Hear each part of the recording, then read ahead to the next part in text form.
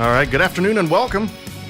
This is your Mountain State update for July 2nd, 2017. Your Sunday political sermon right here on WTSQ 88.1 LPFM ABCDEFG. Preach, Brother John. Preach. I'm John Canties, and today I'm joined by Face Off Season 2 finalist, West Virginia activist, and the human man, Robert R.J. Hattie. And Dan may be coming in here in a little bit. We'll see. But right now we got Robert in. I like that moniker, the human man. The human man. As opposed to the inhuman man. Well, yeah, the alien man. Or the human woman. Or the human, there's lots of things it could be. There's a lot of things that could be, yeah. I like to be specific. So today we're going to be... oh, wait, hold on. Let me do the social media here first. Make sure you follow us. Keep up with the show throughout the week on Twitter at Mountain State Up.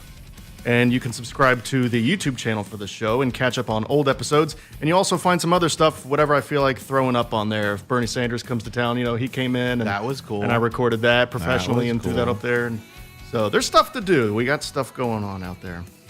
So, Rob, how you doing this Sunday? I'm good. You feeling? How are you doing? I haven't seen you in a couple of weeks. Yeah, it's been a minute. Yeah, I've been busy. Last weekend, I went up to D.C., visited my sister.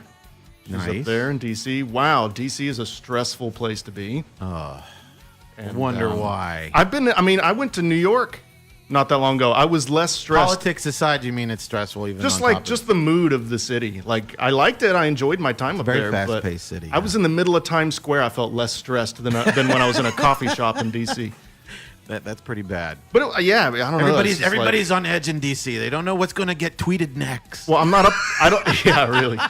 I'm not up there enough to know why. But man, I was just like, it was weird. I don't know. Hard to describe. Neat city. A lot of cool stuff. Oh, I love D.C. It's a nice place. Yeah. Yeah. And lots happened this week, though. Oh, geez, oh my Louise. God! There's no shortage of things to talk about in our hour today, is there? Today we're going to be talking about Trump's online harassment continuing with MSNBC hosts of Morning Joe. We're going to be talking about Voter Fraud Commission and their request to get personal information from every voter in the country, including your voting history, kind of against the Constitution there.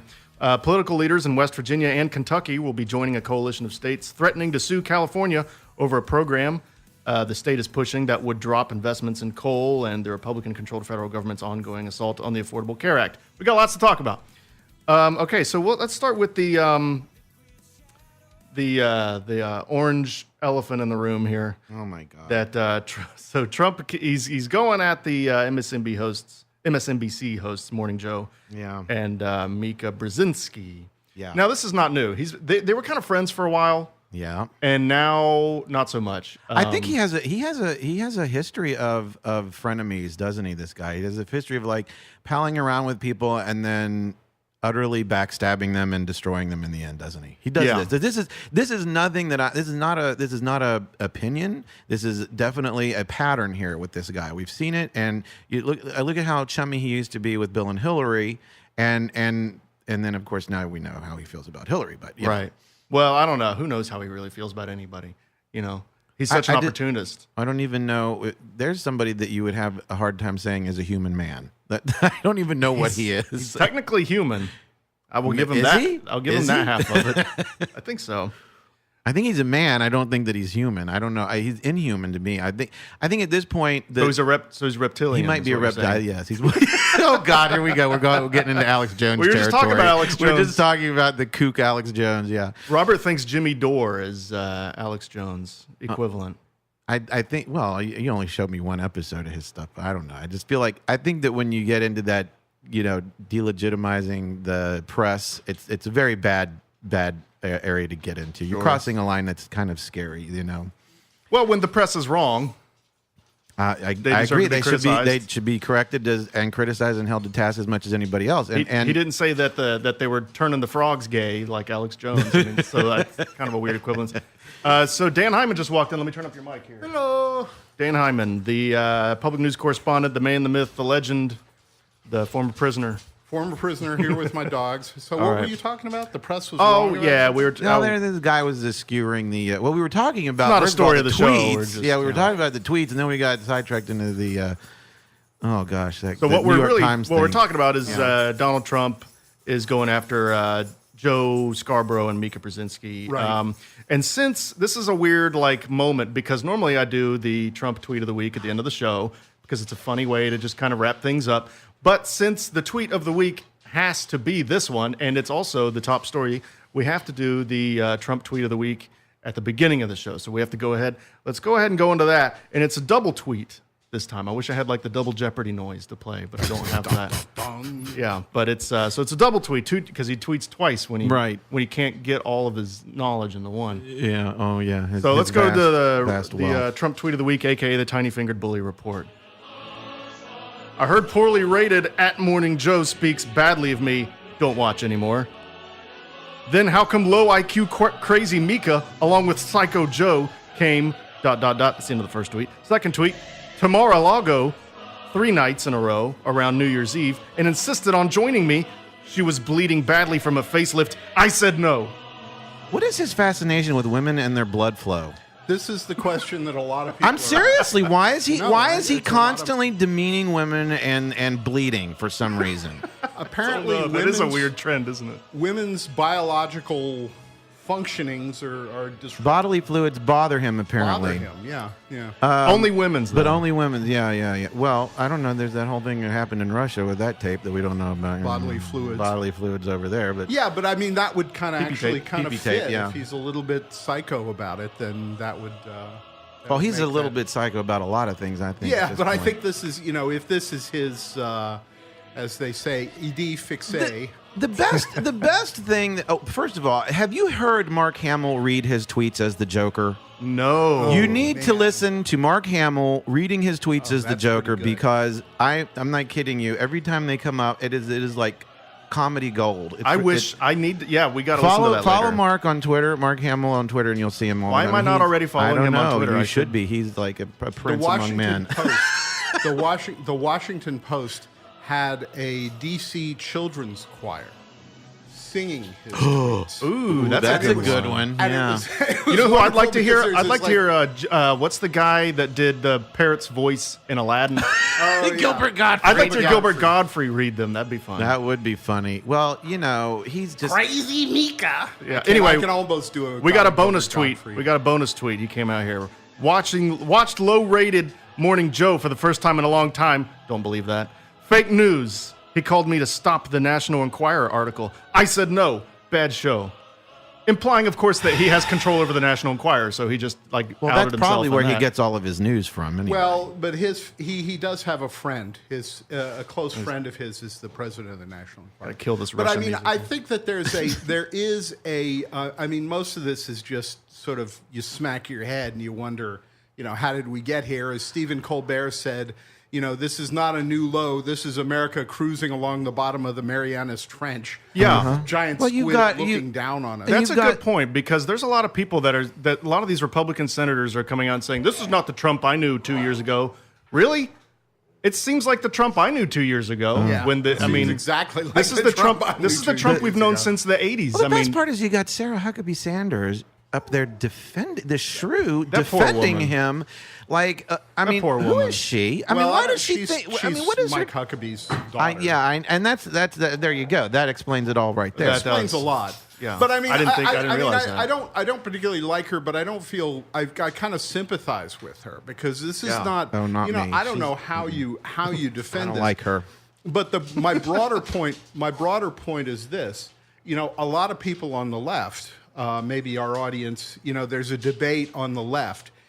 Is this because Donald Trump is an idiot, or is this some kind of distraction, like 3D chess. Rachel Maddow? Well, had this- what we're doing. I mean, we are sitting here talking about it when Well, there's that's a true. lot of other things that happened this week, especially with the Trumpcare stuff that we Right. I mean, this is all. I mean, what are we doing? It's a We're focusing distraction. on this. It is a distraction. So it could be. Maybe he's a genius mastermind and knows what the Well, sensationalism of what people want to hear. There might be a little my- bit of that mixed in. I think that John is probably right that what we have here, it's to my thinking, this is not Donald Trump strategizing consciously. This is Donald Trump's instinct for chaos, and He thrives on chaos, doesn't he? He thrives on He enjoys chaos, it, yeah. and do not ascribe to malice, do not describe to destructive intent what you can blame on stupidity. And I think that at the base of it, like for example, Rachel Maddow was talking about, is this a distraction from the Russia investigation and the failing of Trumpcare? She sort of is in the category that says that this is him intentionally prestidigitating and waving people away.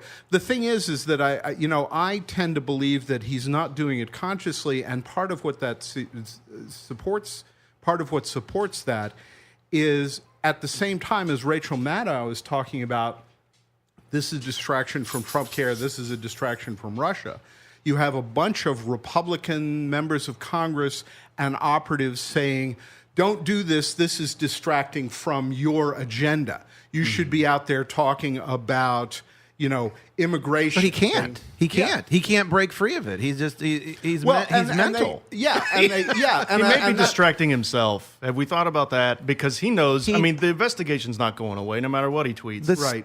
He's going not getting any better. Yeah, he's going down. His agenda's going down, and at some level, he must know it. So maybe he's distracting himself.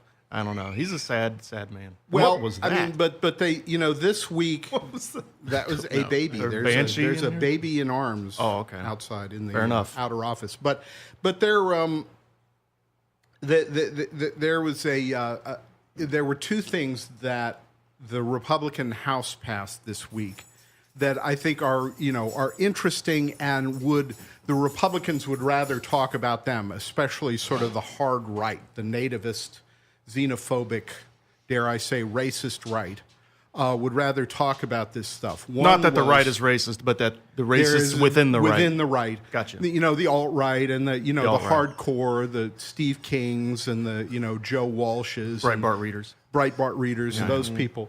And they're talking about this thing where they pass this bill to slap sanctuary cities, this No Sanctuary for Criminals Act, and this other thing to do some kind of like extra punishment that their claim is that they're aimed at illegal immigrants who commit violent acts, right? Mm-hmm. So it's this anti-immigrant legislation, and of course immigrant defenders will point out that undocumented immigrants commit crimes at about the same rate or less than native-born Americans. Sure. But the Republicans wanted Trump to be talking about that stuff this week. They wanted them to talk about those issues, to really zoom in on that and kind of gin up his base.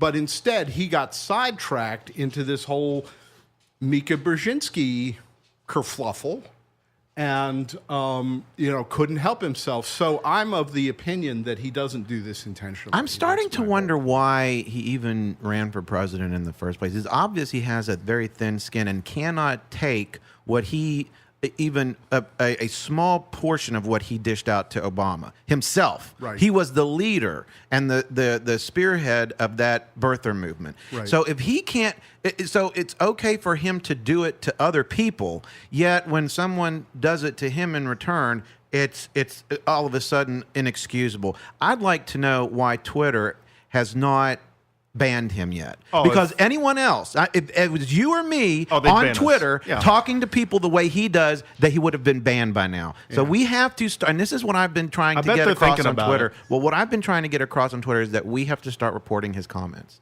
because when everybody starts reporting him, they can't be ignored at that point. Right. We need to just report him. We need to start reporting his comments. That people can do. It's easy to do, and it doesn't take that many. Yep. I mean, and especially if a few 100,000 people. The only way he's going to stop doing it and go back to his job that he was elected to do is if somebody forcibly removes him from that platform. He pretty clearly doesn't like being president. He doesn't like. Oh no! You know what that would do? Yeah, that's completely obvious. Like on one level, I agree with you, but you know what that would do? If you banned Trump from Twitter, then that would give all of his supporters more ammunition that these liberal elites are silencing us. They're not letting us speak. They're oppressing us. It would just You know give what? them more But ammunition you know what? for that, wouldn't Honestly, it really doesn't matter at this point because they make stuff up Yeah. all the time Yeah. to where we have no idea what Well, the stuff if they're is going that to make stuff talking up, about. but they're going to make stuff up that we can't control that. But people can control if we give them things to point at, examples to point at, and say, look, they did this. Look, they did this. If we don't give them those things, then it makes it harder for them to recruit more people. do you into not their- Yeah, but see let's talk about the real issue here, which is the child sex slaves on Mars Oh my God! that are being shipped there by I NASA. saw that. I saw that. You NASA had to come out and publicly say they do not have slave colonies on Mars. That's ridiculous. That's Someone where we would are. have to waste their time. That's America. That's where we are. Well, you know, we have hit rock bottom. We really have, and I think it's just going to get worse because if he's allowed to continue, what kind of a message is he sending to children, not just in the United States, but across the planet? What kind of a role model is this man for the youth of our if country? you bully enough people and take enough kids' lunch money, you might be president one day. It's You know. I mean, that's the bully won. we're sitting here that's what we're laughing not- about it, but this is a real crisis of conscience right now. And I think that absolutely. the problem is that enough people don't care. And the problem is the people that voted for him are as mean-spirited and angry as he is as a person, is what I That's believe. a funny thing because it's Some people are just desperate and uninformed, though, and it's not their fault. there's a I mean the thing that struck me, and we've talked about this guess. on the show before, is that there's a level of my team versus your team. Oh, tribalism. Tribalism. Absolutely. You know, and the point of winning is not to get something done. The point of winning is to hurt the other side. To win. It's almost like we're Winning for its two own different sake. countries, completely different countries with completely different mentalities at this point. I just don't even feel like there's a cohesive American conscious anymore. The center does not hold. I mean, that's the mentality, Dan, that tribalism, that, you know, that explains a lot of things Trump has done to roll back things Obama did that aren't hurting anybody. Right. You know, it's all this, I have to be the victor. I have to have the last Have to word. win I all have the time, to last word Yeah, first. I mean, it has nothing, you know, like scaling down Meals on Wheels. That was ridiculous. Yeah. I'll But never what's forget that. What's That's the like- point? What's the point of that? That's like a few $100 million. That doesn't do anything to the deficit. It's a mean-spirited attack on the poor Yeah. and the elderly. And there's no, you don't gain anything from that other than that bully satisfaction You know, of and pushing the little kid I've just around. been saying this That's all it since is. that, it really just proves that money does not equal class. Yeah. Well, I mean, he is there the are most classless individual I think I could ever say that I've ever had the pleasure of He's not up there. encountering. I mean, a few polling numbers to consider. Okay, so the big legislative battle right now, the big legislative initiative is Trumpcare. Trumpcare, the version in the House and in the Senate, the numbers I've seen, the polling numbers I've seen, the most recent number I saw is 17%. 17% of the American public favor. That's high. I've seen lower. Yeah, I mean, saw there's 9. lower than there's lower than that, but let's take 17% because that's pretty bad. Right. That's the generous number. Yeah. So let's be generous. So 17%. Wow. So 17% support that agenda, but the president himself, as low as his numbers are, I've seen numbers ranging in the high 30s. Right. Oh, Yeah. maybe as high as 40%. I've seen 40. Maybe as low as like 36%. Bless you. Yes, Bless you. and my dog is old. My dog is old. The dog Yeah. is 13 years old. I give that's him pretty I good. give him a break. Oh Yeah. yeah. I hope when I reach that age that I'm still that spry. But anyway, so his numbers are well above,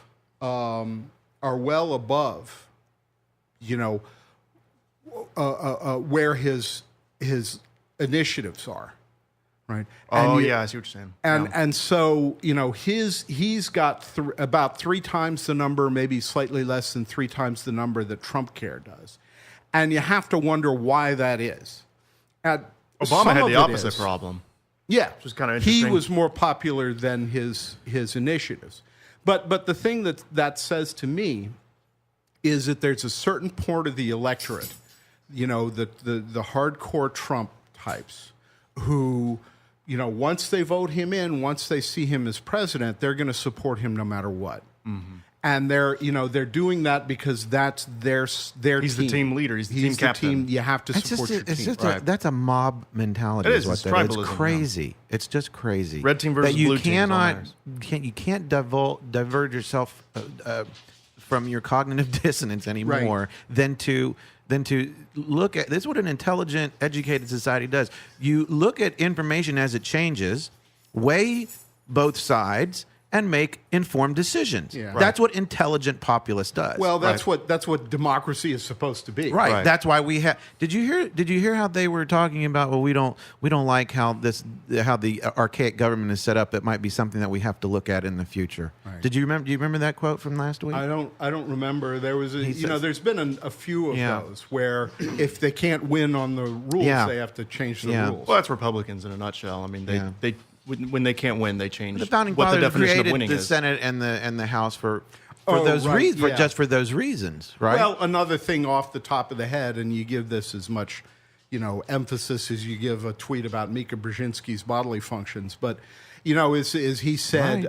maybe we have to switch to where the everything in the Senate is 50% plus one, get rid of the filibuster, that kind of stuff. And, and a lot of people thought that was kind of unnerving. There were also some things where even, members of his staff, Rance Priebus was talking about changing the First Amendment protections on the free press, which is an issue for me. What do you love about That's an how issue for they every cut person off on the the planet. cameras and they won't even let people record Yeah. in the press? I mean, this is stuff that is unheard of in forever. American It's never politics. been. I mean, what in the world is going on, and why are we allowing this to continue? I saw a feed Well, where it's CNN. tough to stop. I saw that Reason there was why. audio of a press conference where there was a guy from CNN arguing, "Let us turn the cameras on. Why can't we turn them on? Why can't we turn them on?" And I'm saying to myself, just turn them on. Yeah. What are they going to do? What could possibly happen? I mean, if they throw you out, then go crazy and make a scene. They threw me out. I'm a journalist. They threw me out of this thing because I wanted to film it. Then you have a scene. Why argue? But just turn them on. You're already in there. You got a camera. Turn it on. I don't know. I found that a little weird. Well, because you don't want to lose your White House privilege, press yeah. pass. I mean, that's what's the a point big of having deal. the press pass if you can't have the camera on? Yeah, well, there are things that you get from these off the record, briefings and non-filmable briefings. You get to answer questions, and that those have their uses. I see your point, although I can see. I think journalists. I mean, so far I've seen journalists kind of switch on the journalist button a little bit more, and they're starting to get aggressive. And overall, I think it's working. But Yeah. but you have these moments where I'm like, dude, just turn it on. Yeah, Turn it on. yeah. Anyway. Well. And if they, do your job, don't let them stop you from doing your job. Do it, and then when they actually stop you, then make a scene. That's take I don't know. them to That's court. that's what I feel. Anyway, so all right. So let's move on to this voter fraud committee. This is another thing. This is interesting. And just refresh everybody's memory because it feels like it's been 30 years since the inauguration, but it's really not. It's been about 4 months. Right. So what happened was 5 months. I think it was around the inauguration when Trump was made aware, Hillary actually got 3 million more votes than you. Which is staggering considering that he actually won. I think the report came out last week that she got more votes than any president ever. Is that right or no? I would suspect that's probably true, but most of It's that in is the ballpark. because the population is higher. Yeah. As the population goes up, your aggregate Sure. vote The totals are thing, gonna be the higher. staggering thing is she got more votes than anyone has ever gotten and still lost. Right. Normally, if there's a difference between the popular vote and the electoral college, it's not. It's Well, like that's maybe a a definite, couple thousand votes or something like that. Yeah, like that's what Bush it was, Gore. and a few Sure. hundred votes. But in- this was 3 million. Well, So- I've said for the longest time that the electoral college, you had one job. Oh, yeah, it's garbage. You screwed it up. It's gar- You yeah, screwed it up. That was You had one job. That's the only reason it existed prevent was to this stop. kind of numbnuts. That Right. was the purpose of its inception, I was agree. to keep people like him Yeah. from winning, and they went in and voted for him. I agree. It's kind of like the lobster in the water. You turn the water on slowly. At that particular point, electors are going to look at this and they're going to say, yeah, but if we go against, the vote totals from the states, there's going to be rioting in the street, which is probably true. There was So rioting you can't- anyway. Exactly. Well, that's true. But I mean, I know. kind of respect their decision in the sense that we have to stick to the norms. The norms and the values are worth something. Well, not this time. I don't think. But anyway, so he responded to the fact that she got 3 million more votes than he did. Right. So she got 3 million more votes. Trump does not believe that he lost 3 million genuine votes. That doesn't compute with him.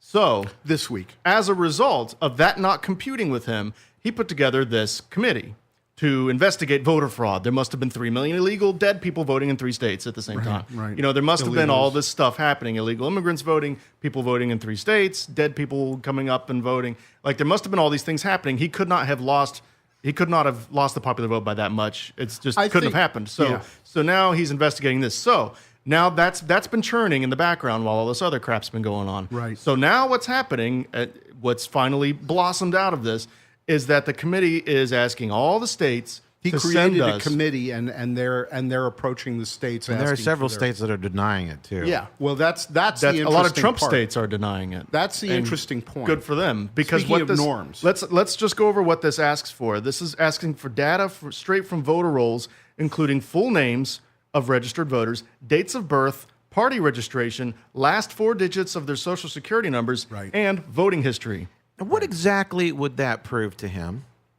Well, it honestly, would create a database of people who voted for and Exactly. against him. which And- our votes are supposed to be secret. That's Right. a thing Yeah. that's just the And- way it is.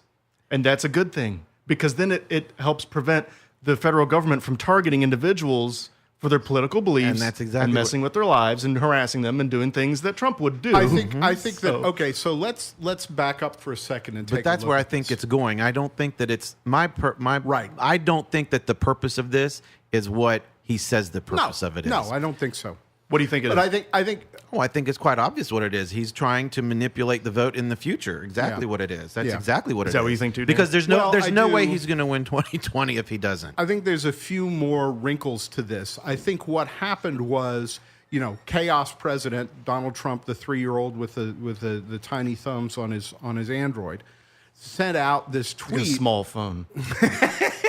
sent out this It's a jitterbug. tweet. Yeah, sent out this tweet where he said, "I actually would have won the popular vote if all these illegal votes hadn't counted." Right. So he didn't think about it. He just said this. The chaos president. Right. Right.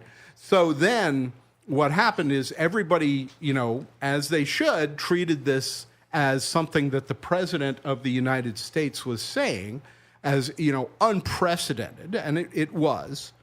And then, a lot of people objected, but then there's a smart contingent of Republicans who specialize in voter suppression. The guy Kolbach, who's Those are heading the this ones that he's committee. got on the committee. Yeah. Yeah, exactly. Heading this committee, he's a guy out of Kansas. I think he was originally from Arizona. Was an expert in voter suppression, in using various tactics to try to purge the voter rolls of people who are Democrats, frankly, minorities and Democrats. And Chris Kolbach is the head of this committee, and he says, "Okay, well, we've got this committee created." What happened was Congress then, or the administration said, well, this president is out here with this position. Now we have to respond, because if this were a legitimate, we have to treat this as if it was legitimate. Right. So the people in the administration said, yeah, well, the people in the administration said, we know Trump is nuts, but if this were any other president, how would we handle it? And they said we would create a commission.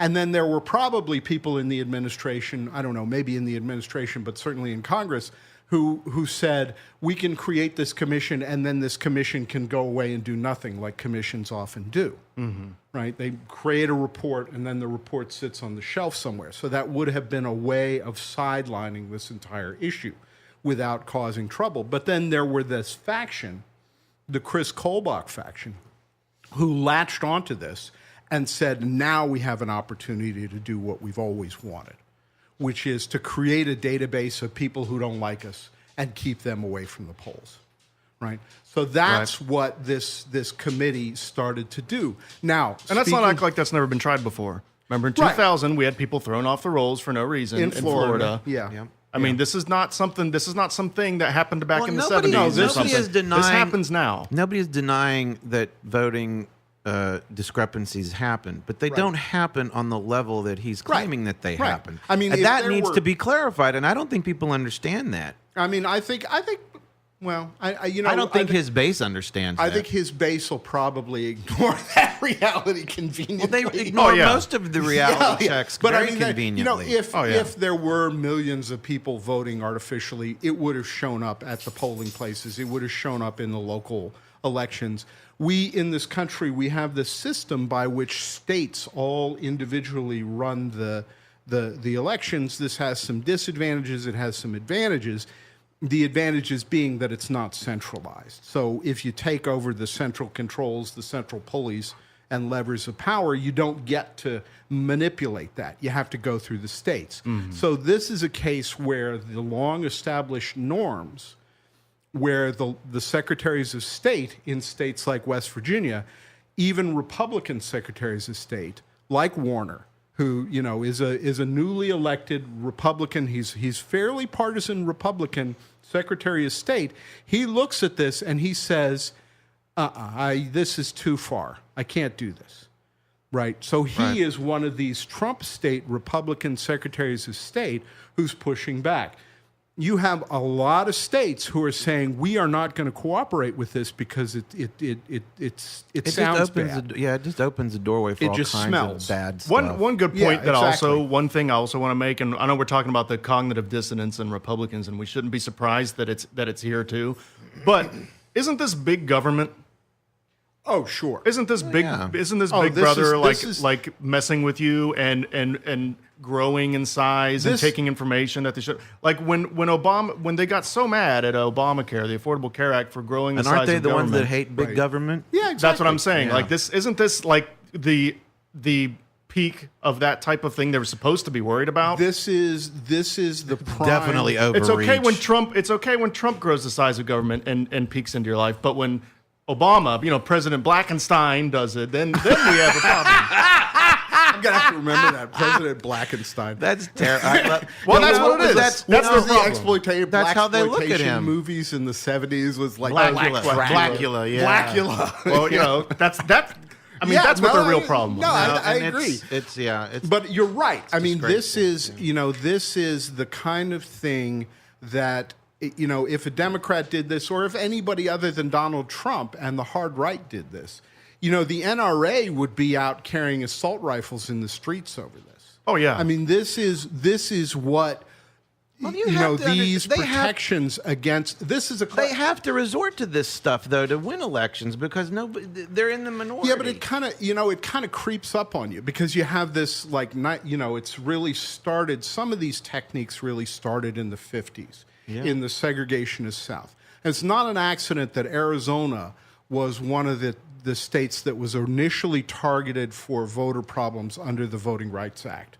Arizona has always had a bad history, especially towards Mexicanos, Latinos, turning them away from the polls, finding ways of trying to dirty tricks. Well, they did that to really Bernie. They trounced Bernie with in Nevada and Arizona. Remember when they had But anyway, so they have this long pattern that really started in the segregationist South and has gradually spread to states like Arizona, where Chris Kolbach is from, to states like Wisconsin, where they had voter restrictions that a lot of people think helped Trump win Wisconsin when he really shouldn't have. I mean, that's all. Pennsylvania. Those things were meant to create margins of about 10,000 voters, really, which is about the margins. That's all you need in a close election. I mean, he won all these Rust Belt states by I think just slim margin. The three states is less than 80,000 altogether. Right. I think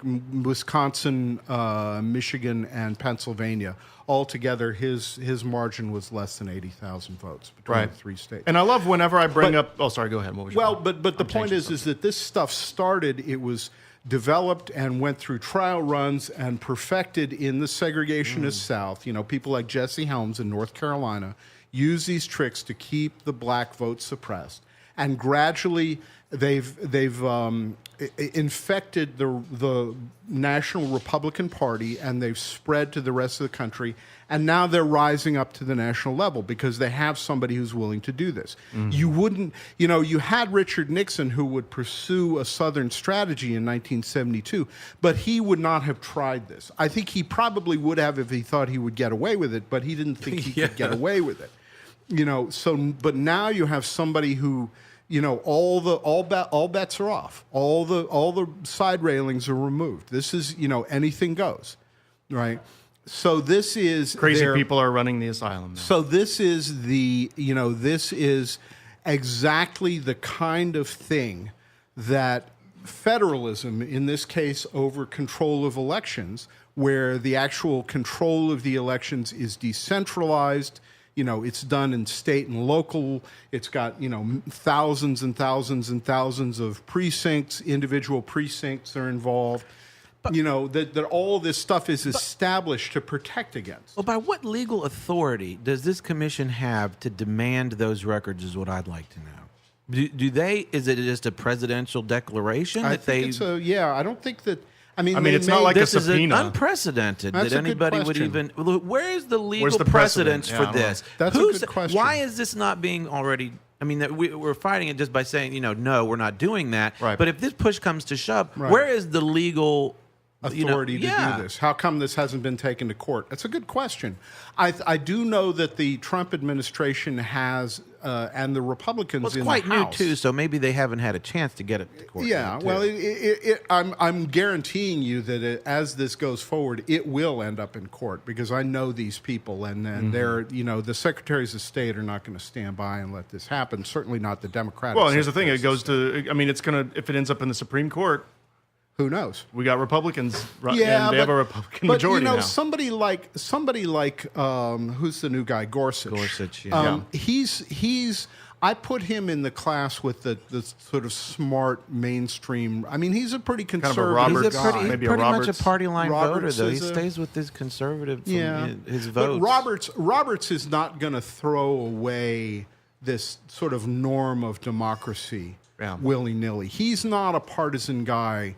He's willing to vote against his party. Yeah. You know, the party. So that if Roberts and not Merrick Garland Right. vote on this, you think they tough would? to see. I mean, they probably make the right Roberts decision? becomes in a lot of cases. People are saying that now that, you know, if Kennedy leaves, Roberts will become the swing voter.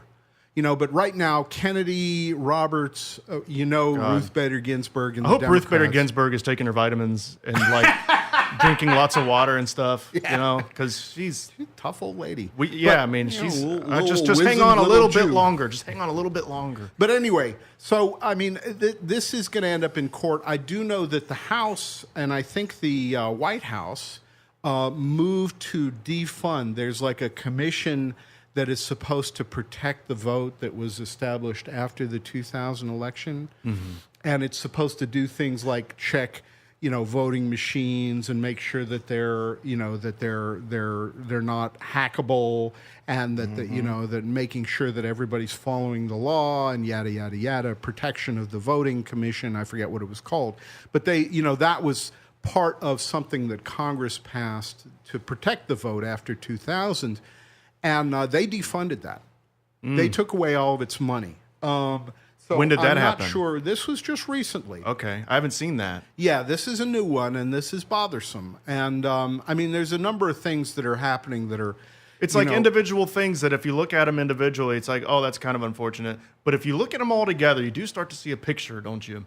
You do start to see that there's a plan here. Yeah, where somebody, there's a somebody has a pattern. plan. Somebody has a plan. I don't think it's Donald Trump, but somebody has. I just don't understand Somebody why close to him. He's finally acknowledged that Russia meddled in the election. We Right. got that on camera, and then he blames Obama for not doing so. Well, let me ask, what could he have actually done? If he had said something, it would have looked completely partisan. Exactly. It would have looked like he was trying to influence it in Hillary's decision. I still think he should have. But Well- you know, that's not Obama's style. It never has been. if Yeah. Obama doesn't like to give people a reason to Another one of these instances Right. where you look at the way things are done and you make a decision in that moment, like the electors. We're not going to overturn the vote. Obama says, "Well, I'm not going to do this because it would look bad." That's It might just have actually kind of- ended up hurting Hillary. We don't know.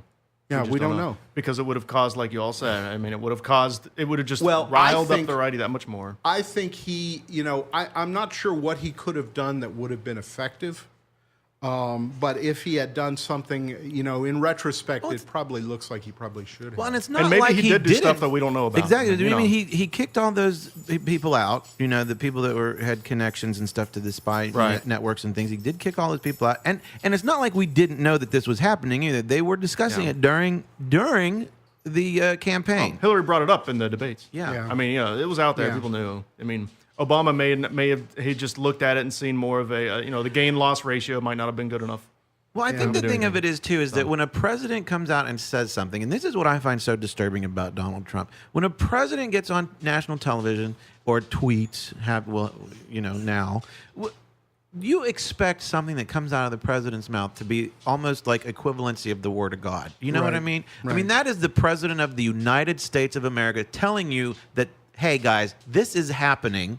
He couldn't come out and say that because he didn't have all the evidence at that point, what was going on. I mean, I guess they knew, but they didn't, know enough of what to give him something to say. So, now with Donald Trump, everything that comes out of his mouth is bupkis, is nothing. What Bupkis. what has he got to say that can't be contradicted the very next 5 minutes from the minute he says it? Yeah. Right. Well, this is And part of him knows that. yeah. Has to know that. Oh, I'm sure. Which is Well, why he there's another considers this- reason. There's a I mean, distraction element to it. There's a reason why. The habitual lying. It's just, I don't understand it. I mean, it's insane. There's it is insane. There's a.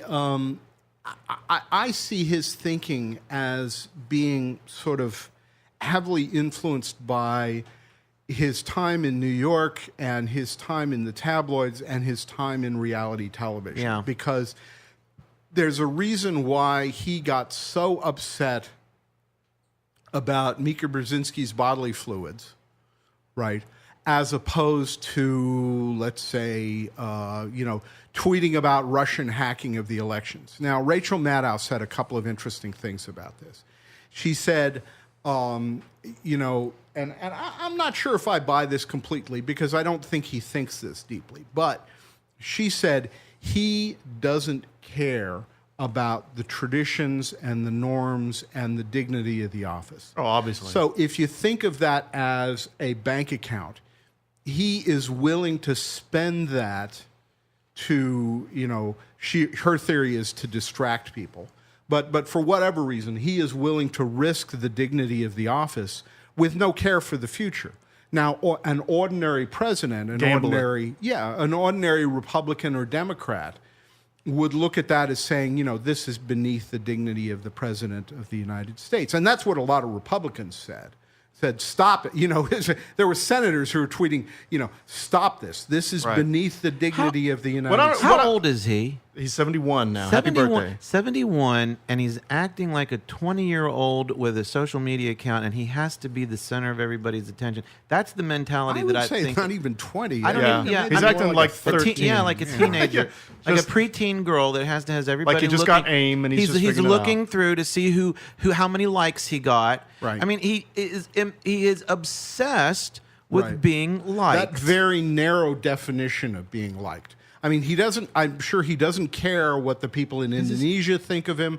You get these moments where a president will go abroad. I mean, for example, George W. Bush was greeted as a hero in Kosovo because of the American intervention in the Balkans.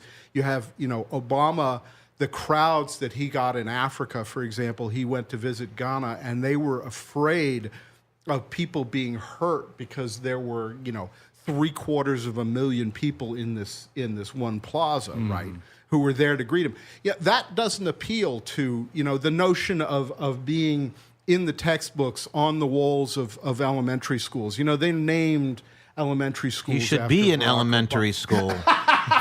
But you know, he doesn't see his reward as that kind of long-term historical grandeur. He sees his reward as, how did I do on page 6 of the New York Post? Right.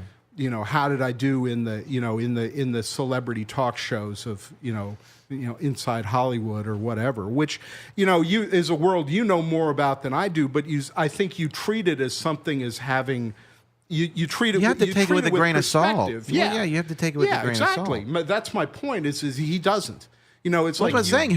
When is the guy going to grow up? He's 71 years old and still carrying on like this. When you're 71, you're done growing. Well, what I mean, Yeah. it's too late. Right. This is what we put in office. Yep. Yeah. This is what we put in office. Speaking of what we put in office, let's shift gears here. We have the Republicans failing to get enough Republican senators Right. to vote for this repeal of the Trumpcare. Affordable Care Act. Thank you, Shelley Moore. That's all. Shelley Yeah. Moore. Well, that's my- You will note that she came out against it after. After, yeah. A lot. But it was nice timing. But It was hard to but get her hey, there. I'll take that. Well, that. and Better than her voting in favor of it. And Let's this put is it that this way. is a point I was want to. shocked. I was shocked, but I was happy. Yeah. This is something I want to pose this to both of you, and we can talk about it. Right. Does this show a new era maybe of the importance of activism? Because all Republicans did for the last 8 years Right. under Obama was vote to repeal this thing. Right. And now they can't get it through when they have complete control. They have absolute control of this Absolutely. whole thing, and they can't get it done because people are. We had Showing 6 up at people Depend on it. arrested. People depend on it, whether they like it or not. Yeah. People have come to depend on this. Well, that's true in this particular case, but are we seeing a new wave of activism and a new importance being applied with activism Well- and how powerful it can be? Do you think this is I think some this ace in the is- hole we didn't realize we don't- had? I think this is new. I'm not sure if it's absolutely unprecedented new, but I mean, people do from time to time if they feel pressed enough, they will show up in the streets and they will demonstrate. I would say maybe in our lifetimes that Maybe, yes. yeah. I mean, I don't I'm think old I've enough- seen. I mean, we weren't around when Vietnam was happening, so Exactly. I don't think That's the I've comparison never I was exactly, thinking and of. I think about that a lot, and I think that this is probably what it felt like to be around during the Vietnam era. But I remember the tail end of that. I'm old enough to remember. I grew up. My first political memories are from the early '70s, and so I absorbed some of those. So that was the lessons. end of it, yeah. And you did see some of that, for example, in the '80s. You saw a lot of anti-Central American War activism, and there may have been, a long historical digression, but you may have seen some of that force the Reagan administration to have second thoughts about intervening in Central America, and as a result, you got this, covert intervention, which ended up blowing up in his face in Iran-Contra. But be that as it may, this is new. This is new for our lifetime. Yeah. And I do think that it's a very democratic thing. Small d democracy. This is what democracy looks like. And when you have a piece of legislation that is so unpopular, that's 17%, now the Republicans have this choice because they, and I think Mitch McConnell is facing this, and he realizes this is where he is. They have this choice that they're going to alienate their base by not doing it, or they're going to alienate the entire politics and have their members show up at town halls and get yelled at for an hour, which is really but people their think base relies on the Medicaid expansion. Right. Now, a lot of them and now do. they're starting to A lot of realize them it. do. Now Yeah. they're starting to realize that when they tell the government to keep their hands off Medicaid, they're not making any sense. Yeah. Well, he lied about that. He said he wasn't going to touch Medicaid or Yeah, Social Security. of course. The government lie. said, going to cover everybody. It's going to be great, and no pre-existing And what are they conditions. trying to do? They're trying to kick 22 million people off of it. Well, now the new estimate is 35 million. Oh, 35. who I says didn't hear that? that. CBO was said 22. CBO came up with a score for the new Senate Trumpcare bill. That this was one of the things that Rachel Maddow was claiming that Trump was distracting people from. I think, if I remember correctly, the new CBO score is 35 million. But be that as it may, I mean, it's if you're a Millions of people. If you're Tens of millions of people. a nurse's aide, let's say you vote for Trump because your husband or your father was a coal miner and you believe in the coal mining industry, so you think, hey, we need to put the coal miners back to work. So you're in West Virginia, you vote for Trump, you live in Wyoming County or something, and you all of a sudden you realize that not only are your patients dependent on Obamacare, you're dependent on Obamacare. Now it starts to look a little different, and they interviewed a lot of people there was a wonderful piece that I think Vox did, maybe it was 538, before the election, or maybe right after the election, where they went to Kentucky and they talked to a lot of people in Eastern Kentucky, just like West Virginia, who depend on Obamacare but voted for Trump. And they said, why did you do this? And they said, we don't believe he's really going to dismantle it. Right? He's going to do the things we like and not do the other things. Yeah, and there's a little bit of wishful thinking there. Right. But be that as it may, now Mitch McConnell from Kentucky has this choice where he's got his base, and they don't like this legislation, but he knows that he's going to get absolutely clobbered if he doesn't pass something. So they're under enormous pressure to pass some kind of repeal.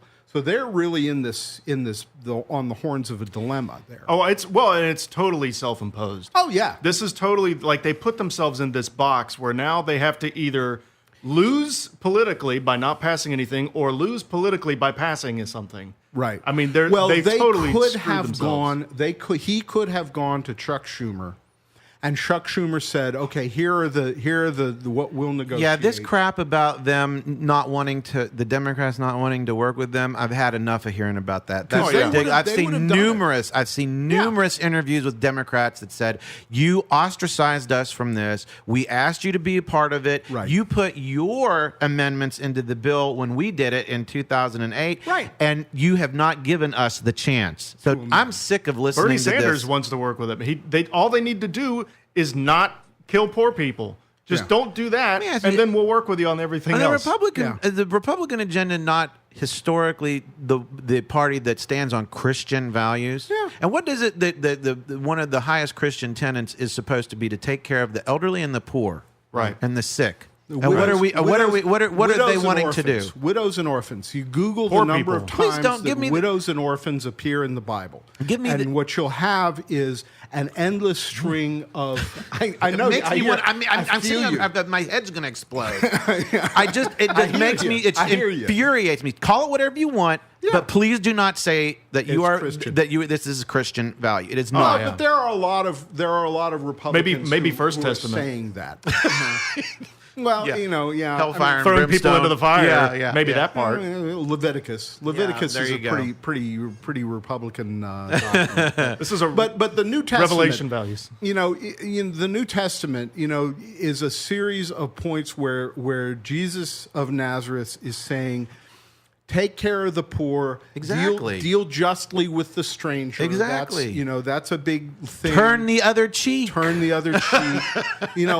that's always been a tough corner for the evangelical right to really negotiate. I mean, and I've never seen a single Christian evangelical explain how this is okay for Republicans to constantly be doing this, constantly be Stealing favoring from the rich over the to poor, give to the rich. Constantly, they've done this at least the whole time I've been alive. I'm sure longer. And I've never seen, not once have I seen a pastor or anyone explain how this is somehow intellectually One way to honest. see this is there's a difference between Christian values and traditional values. Because traditional values are very, Christianity, Christ. Well, they would say Christianity is traditional. Yeah, but they conflate them. But that's what I'm saying is you have to separate them, because traditional values in this context were really established in the 1950s in the United States, and it was one job families, nuclear families. Mom stays at home and takes care of the kids, and and it's all white people and white Right. picket fences, and sort of idealized anyway. But be that as it may, it is a set of values that they have absorbed, and there's no allowance for brown people. There's no allowance for homosexuality. There's no allowance for lifestyle choices if people don't want to have kids, or any number of things that are not considered in that have absolutely nothing to do with Christianity. I mean, that ideology came into existence which is- under a flag of Christianity, but it was not in and of itself Christianity. Which is per why se. separation of church and state is so desperately important to I a think so. democracy. Now, you're all correct, but let's get back on the topic Trump. of Trumpcare real quick, because for somehow this whole hour is gone already, and we only have about 4 minutes left. What? So I want to ask you guys, what do you think? What do you think the next step for Republicans is? Are They'll they going try to? You think they're going to actually get something across the finish line that does anything resembling what they're doing here? Tough call. Or are they going to pull it and deal with that blowback and move forward with tax reform? I think it's possible that they'll call in the Democrats. I call that unlikely. I think it's possible that they'll take another swing at trying to pass it with just Republican votes. That seems probably the most likely to me, just sort of finger in the air guesswork. Yeah. They might eventually just have to pull it from the floor and move on. I think they'll pull it. I think they'll pull it. They'll deal with the blowback, and they'll move on to tax reform, and they'll Yeah, try but to the thing try to is, gain. I don't the think thing they'll is, let it is go. that they know, they can see that in 2018, if they don't pass this, then the campaign ads write themselves. I mean, they've got all of those Democrats who are perfectly willing to rub it in their face that they failed to do something that they've been promising for 8 years, 7 years. Right. And I don't know how It would be bad. It would be bad if they pulled it. If they don't pass anything, it'd be bad. I've heard Republicans who say, it's bad if we pass it, it's a bloodbath if we don't. If they And don't, they that's a don't have choice. anything to spin. If they pass something, they can go home to their constituents and they can spin it and they can move forward. But if they don't, it would be bad. But I think they might pull it. I don't know. What do you think, Rob? What do you think they're going to do? It's I don't guesswork, really. think they're going to let it go. Yeah, think I'm they're not gonna- sure they're that gonna they can. pull I don't something think across that the finish they line? can. They have to have something to I take think back to their base. and this is interesting. They're not going to do this, but they have a really good opportunity here to actually do a really good job, solidify their seats, and win in 2018 if they were to pull in the Democrats think- and say, let's Interesting fix comparison. Obamacare. Interesting comparison. Just briefly, I don't want to get into this too deeply, but there was a lot of noise about reforming Dodd-Frank, right? The big banks wanted a repeal of Dodd-Frank. They wanted They wanted to get rid of the consumer Dodd-Frank financial doesn't even protection. what is Well, doesn't even do anything. so I mean, there's a lot to say about this. There are a lot of things that it does do, but what happened quietly is that the Republicans actually worked with the Democrats and they crafted a piece of compromise legislation that they were able to pass, and we're not hearing anything about it because it was very bland, nonpartisan. Right. It didn't rise to the level of Mika Brzezinski's He didn't tweet blood. about it, He didn't so- tweet about it. Yeah. He stopped tweeting about it or something. So, it is possible to do these things even in this political climate. Right. And I think the reason that they did that is because the banks said, don't turn this into a circus. We need to get this, and this out of it. The consumer advocates said, we want to get this, and not do that out of it. I just don't see anybody as a whole caring what happens one way or the other. These parties are fighting so profusely with each other Right. on all fronts, But that's my an- way or the highway. That's a moment where people inside Congress can actually do things without paying a blowback for it. Right. All right, guys. Well, we got to end it there. That's the hour. We It's didn't even gone. get to talk about the West Virginia budget either. I know. We didn't get Well, to- next week we have to do that. Well, That's we'll right. get into that. So anyway, I want to thank Dan Hyman and Robert R.J. Hattie for coming on for this incredibly short Tweet hour us- that just went away. Tweet us at Mountain State Up. And Dan, mention your public news service. You can tweet us at you can tweet me at PNS_WV, and you can find my reporting. I've done a lot on this healthcare stuff at publicnewsservice.org. All right, now stay tuned on WTSQ 88.1 FM for some music we got coming up right here. Rockabilly. Rockabilly coming up on WTSQ. Thanks for listening. We'll be back next Sunday. Another quick hour.